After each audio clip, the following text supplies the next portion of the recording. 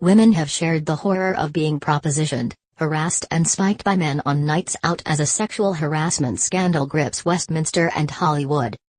The women spoke with candor as they revealed a shocking reality of creepy men who simply would not take no for an answer, with one even going as far as punching a guy who wouldn't leave her alone. They felt brave enough to share their experiences with the Hull Daily Mail in light of the allegations surrounding the likes of Hollywood presenter Harvey Weinstein and MPs in Westminster.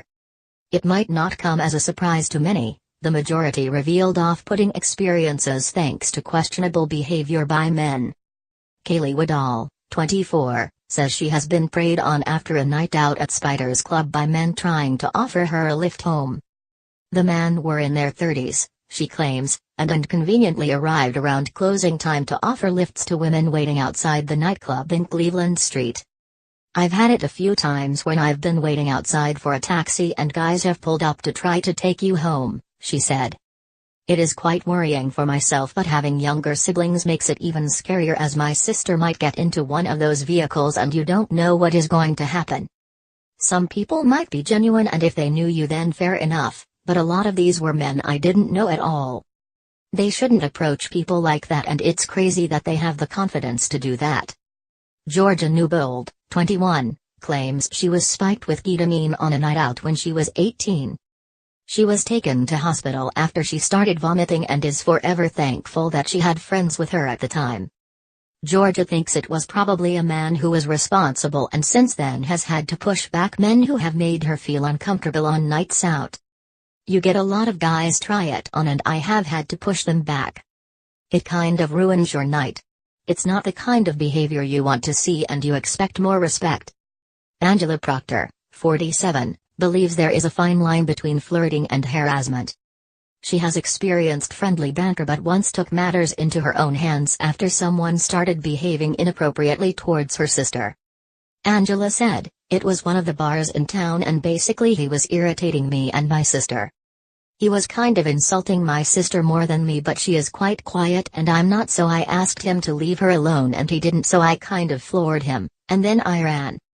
I can appreciate that some people find it uncomfortable but it's down to the individual as a person. I have never had any experiences where people have gone too far but I've just kind of dealt with it and taken some of it as good banter." Beth Smith, 27, said she has also come across persistent men. "On Saturday a guy looked at me and started stroking my hair and I had to tell them to get off.